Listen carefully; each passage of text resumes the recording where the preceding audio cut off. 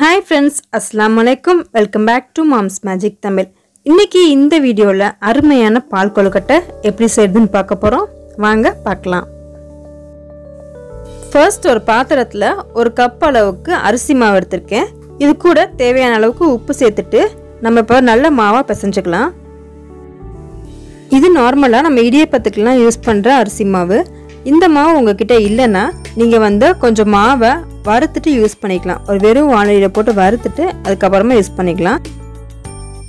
மாவு பிசைறதுக்குமே சுடுதண்ணி யூஸ் பண்ணுங்க. இப் சப்போஸ் கையால உங்களுக்கு பிசைய முடியலனா கரண்டியை வச்சு கூட நம்ம பிசையலாம். சுடுதண்ணி யூஸ் பண்ணாதான் நமக்கு கொழுக்கட்டை கரையாம வரும். ஸோ சுடுதண்ணி யூஸ் பண்ணி மாவை பிசைஞ்சுக்கோங்க. தண்ணியை மொத்தமாக சேர்க்க வேணாம், கொஞ்சம் கொஞ்சமாக சேர்த்துக்கோங்க.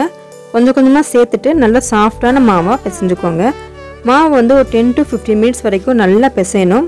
அப்போ தான் நமக்கு கொழுக்கட்டை நல்லா சாஃப்டாக வரும், உடையாமல் இருக்கும்.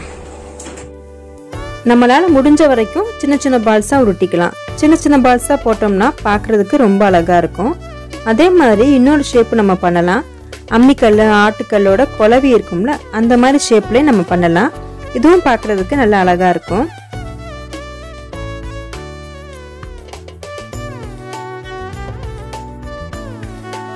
இந்த மாதிரி எல்லா மாவுமே உருட்டி எடுத்துக்கோங்க.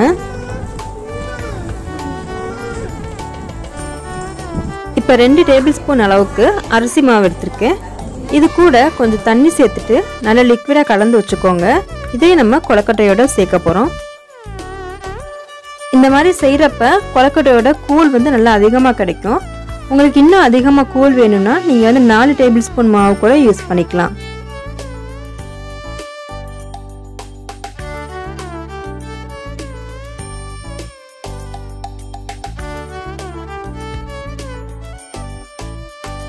இப்போ நான் 200 கிராம் அளவுக்கு வெல்லம் எடுத்திருக்கேன். இது மூழ்கிற அளவுக்கு தண்ணி ஊற்றிக்கோங்க. மெஷர்மெண்ட்லாம் இல்லை, ஜஸ்ட் இது மூழ்கிற அளவுக்கு தண்ணி ஊற்றிக்கோங்க. இதில் எந்த பாகுபதமும் நமக்கு தேவையில்லை. வெல்லம் நல்லா கரைஞ்சா போதும். வெல்லம் கரைஞ்சதுக்கப்புறம் நம்ம ஸ்டவ் ஆஃப் பண்ணிக்கலாம். நெக்ஸ்ட்டு ஒரு பாத்திரத்தில் 4 கப் அளவுக்கு தண்ணி வச்சுக்கோங்க. அந்த தண்ணி நல்லா கொதிச்சதுக்கப்புறமா நம்ம செஞ்சு வச்சுருக்க கொழுக்கட்டையை ஒன்று ஒன்றா எடுத்து போட ஆரம்பிங்க. போடுறப்ப ஒரு சைடில் மட்டும் போடுங்க. ஏன்னா நம்ம கொழுக்கட்டையை மொத்தமாக சேர்த்துடக்கூடாது, கொஞ்சம் கொஞ்சமாக தான் சேர்க்க போகிறோம். ஸோ ஃபஸ்ட்டு ஒரு பாதியை ஒரு பக்கத்துலேருந்து போட ஆரம்பிங்க. இதை போட்டுட்டு ஒரு 3 to 4 மினிட்ஸ்க்கு அப்புறமா செகண்ட் பேட்ச் நம்ம போடலாம்.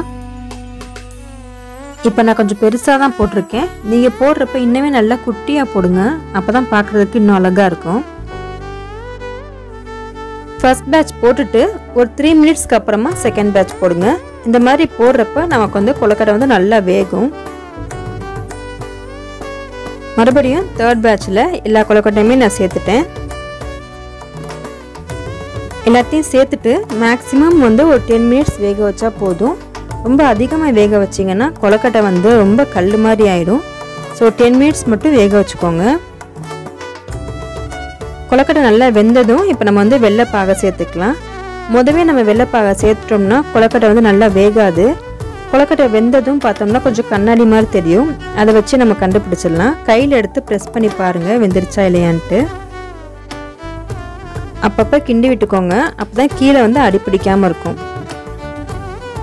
இப்போ நம்ம கரைச்சி வச்சுருக்கிற அந்த மாவு லிக்விட் இருக்குல்ல, அதை நம்ம சேர்த்துக்கலாம். சேர்த்துட்டு நல்லா கிளறி விடுங்க. 4-5 ஏலக்காய் இடித்து வச்சுருக்கேன், இதை நம்ம சேர்த்துக்கலாம். நல்ல வாசனை கொடுக்கும். கொழுக்கட்டையை போட்ட உடனே கிண்டினோம்னா கொழுக்கட்டை உடஞ்சிரும். ஸோ நல்லா வெந்ததுக்கு அப்புறமா கிண்டி விட்டுக்கலாம். கரெக்டாக வெல்லம் சேர்த்துட்டு ஒரு 7 to 8 மினிட்ஸ் மட்டும் வச்சுட்டு ஸ்டவ் ஆஃப் பண்ணிடுங்க. இப்போ ஒரு கை அளவுக்கு தேங்காய் பூ சேர்த்துக்கலாம். தேங்காய் பூ சேர்த்ததுக்கப்புறம் கொதிக்க விட வேணாம். இது ஆறுனதுக்கப்புறம் இன்னும் கொஞ்சம் கெட்டியாகும். ஸோ கொஞ்சம் தண்ணியாகவே இறக்குங்க, அப்போ தான் சாப்பிட்றதுக்கு நல்லாயிருக்கும். ஓகே ஃப்ரெண்ட்ஸ், இந்த ரெசிபியை கண்டிப்பாக ட்ரை பண்ணி பாருங்கள். ட்ரை பண்ணி பார்த்துட்டு உங்களோட ஃபீட்பேக்கை எனக்கு கமெண்ட்டில் சொல்லுங்கள். வீடியோ பிடிச்சிருந்ததுன்னா லைக் பண்ணுங்கள், ஷேர் பண்ணுங்கள். கூடவே மறக்காமல் நம்ம சேனலையும் சப்ஸ்கிரைப் பண்ணிடுங்க.